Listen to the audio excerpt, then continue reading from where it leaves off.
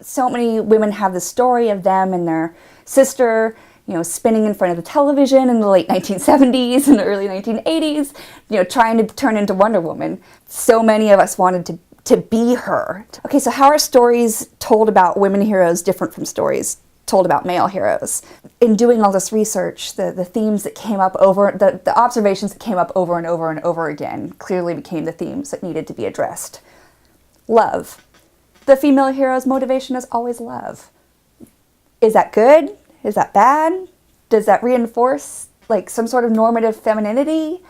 Or is that really like an empowering thing? And so I bring up those questions, and I try really hard not to say it is this or it is that. Again, it's about the critical thinking. I want people to just sort of pay more attention to the pop culture that they're consuming. What does it say, and how does that actually affect the real world?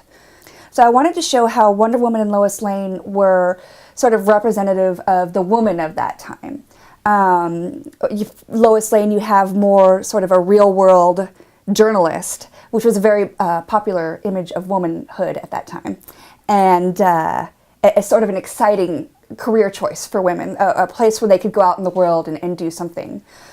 And then Wonder Woman was sort of the fantasy Amazon, and yet in real life you also start to see women having to go out into the workforce, the public workforce, because men were at war. And so women went into industry, into engineering.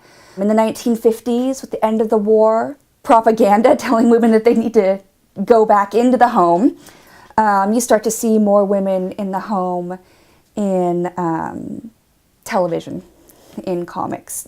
Comics tend to be more romance comics than adventure stories. In the 60s, you start to see slightly more empowered characters. You see some really great spy-fi female characters. Mrs. Emma Peel on the Avengers, some of the Bond girls.